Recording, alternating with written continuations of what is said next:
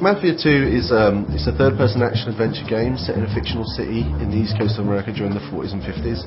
It charts this guy, Vito Scaletta's sort of rise into a life of organised crime along with his buddy Joe.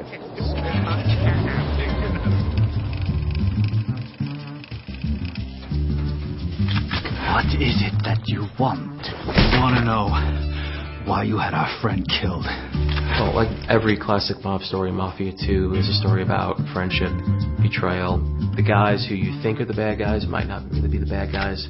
Your best friend might be the bad guy. The thing that's really important to us is this sort of cinematic storytelling that the guys here at 2K Czech can sort of achieve. Something we're really proud of, something we've invested so much time and effort into making sure it's perfect. A na tom vlastně stavíme. We want to present the whole game in a Hollywood film-like style, and visually it looks amazing, but it's the story that's the most important thing for us. It starts off with, it's just about Vito, and then the first guy you meet is Joe. He's Vito's best friend, and then you'll meet Vito's mother and sister right away. Vito, my boy. My boy's home. Vito's a nice guy. He has strong morals. He doesn't kill people because he wants to. He kills because he has to. He just wants to get a bit of money, a bit of respect, and a bit of power.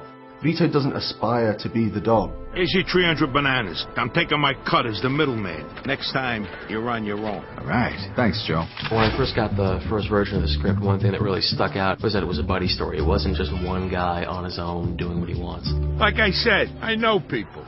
You get all the official paperwork tomorrow. Joe's sort of a shoot first, sort of ask questions later sort of guy, you know. Joe is the guy who comes up with the schemes or tries to come up with the schemes, and Vito kind of make sure that they both don't get arrested or killed. Joe just makes some pretty dumb decisions through the story, you know, and Vito is just left to sort of like deal with that and sort of get Joe, his best buddy, out of these scrapes. Don't worry, I thought of everything.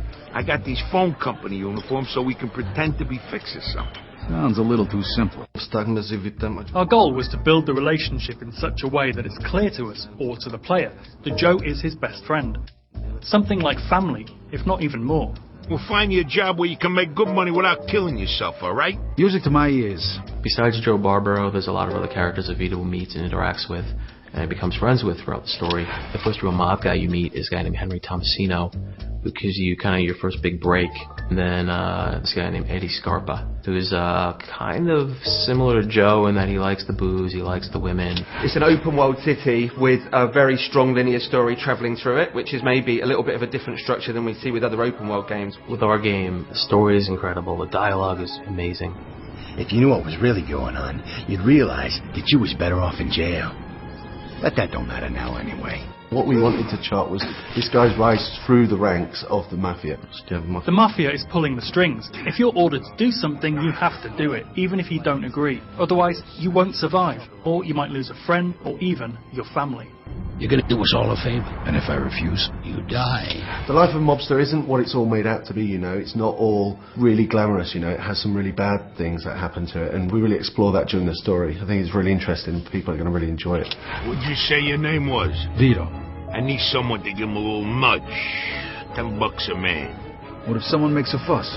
Well, then you'll have to convince him otherwise.